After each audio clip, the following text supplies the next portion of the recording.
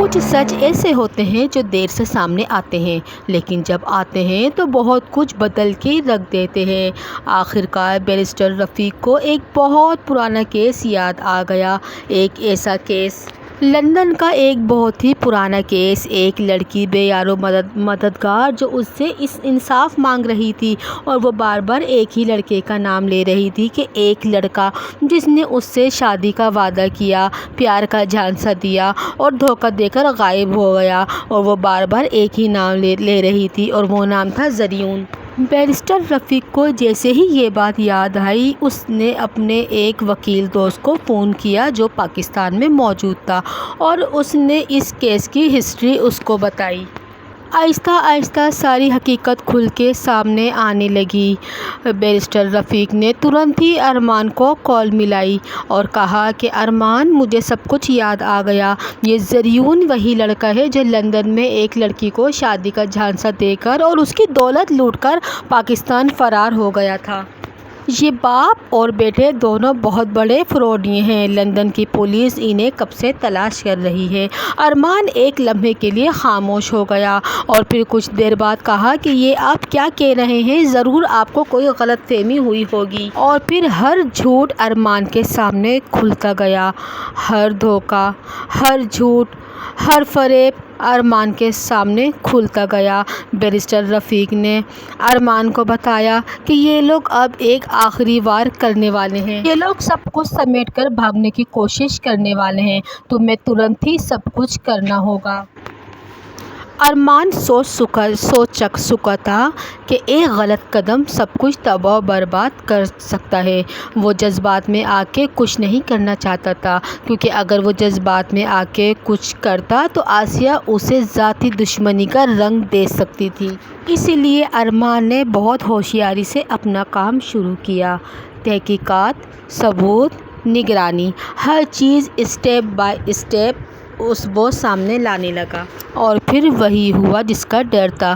وسیم اور زریون خاموشی کے ساتھ جائیداد ہڑپ کر فرار ہونے کی تیاری کرنے لگے۔ لیکن وسیم اور زریون اس بار اکیلے نہیں تھے۔ ارمان ہر قدم پہ ان کے ساتھ تھا۔ جیسے ہی ان لوگوں نے آخری قدم اٹھایا اور ان کی قسمت کے چھاپا پڑ گیا۔ وسیم اور زریون رنگے ہاتھوں پکڑے گئے۔ ہر جرم، ہر جھوٹ، ہر فریب کھل کے سامنے آ چکا تھا۔ یہ سب دیکھ کے گھر کے اندر ایک نیا طوفان کھڑا ہو گیا۔ عدیل، جو آسیہ پر برس رہا تھا کہ یہ سب صرف تمہاری وجہ سے ہوا ہے۔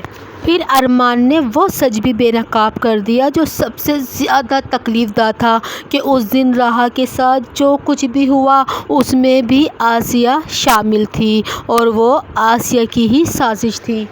یہ سنتے ہی سب کچھ جیسے رک گیا۔ آسیہ کے لیے زریون اب سب سے بڑی سزا بن چکا تھا، کہ جس لڑکے کے لیے اس نے اپنی بیٹی بطول کا رشتہ دیا تھا، سب سے پنگا لیا، سب سے ٹکر لی، وہی اب اس کی اور اس کی بیٹی کا دشمن بن چکا تھا۔ بطول کی زندگی اپنی ہی ماں کے فیصلے کی وجہ سے برباد ہو گئی۔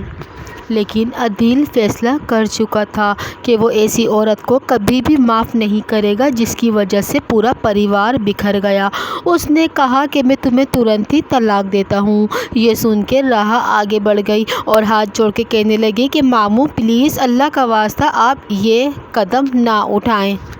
راحہ کے منہ سے یہ الفاظ سن کے حیران رہ گئے کہ ماموں ایسا نہ کریں، میں نے مامی کو سچے دل سے معاف کر دیا ہے۔ یہ سن کے پورا پریوار حیران اور شرمندہ ہو گیا۔ پھر عدیل نے ترنت ایک شرط رکھی کہ اگر راحہ تم مجھے معاف کر دو تو میں آسیہ کو معاف کر دوں گا۔ راحہ نے ترنت کہا کہ ٹھیک ہے ماموں، میں نے آپ کو معاف کیا۔ اور پھر اسی لمحے ایک ٹوٹا ہوا پریوار دوبارہ سے جڑنے لگا۔ پھر وہ دن بھی آیا جب راحہ اور ارمان کی شادی ہونے لگی۔ خوشیاں لوٹ آئیں، ایک ٹوٹا ہوا پریوار پھر سے آباد ہو گیا، لیکن ہر کوئی خوش نہیں تھا۔ آسیہ، جس نے اپنی چالوں سے اور مکاری سے سب کچھ جیتنا چاہا، وہ سب کچھ ہار چکی تھی۔ اس کی اپنی بیٹی، جس کی وجہ سے اس نے یہ سارے گیم کھیلے، وہ خود اس سے ناراض تھی۔ اس کی دنیا اس کے اپنے ہی ہاتھوں اور اپنے کرتوتوں کے کارن برباد ہو چکی تھی۔ آسیہ کو اچھے طریقے سے سمجھ آ گیا تھا کہ ہم جو برائی دوسروں کے لیے سوچتے ہیں وہ سب سے پہلے ہمارے اوپر آتی ہے۔ جو گڈھا ہم دوسروں کے لیے کھودتے ہیں سب سے پہلے انسان اسی میں ہی گرتا ہے۔